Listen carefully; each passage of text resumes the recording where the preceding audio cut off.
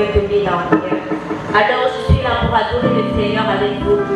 Ce n'est pas du spectacle que nous allons présenter, mais nous sommes là pour vous conduire dans l'adoration. Nous sommes là pour louer le Seigneur. Amen. Alors parmi ces chants que je vais exécuter, s'il te vient l'envie de chanter, s'il te vient l'envie de prier, n'hésite pas de le faire. Tu n'es pas là pour me regarder, tu es là pour adorer le Seigneur. Et je crois de tout cœur qu'il est là présent au milieu de nous et qu'il va déverser sa gloire. Amen.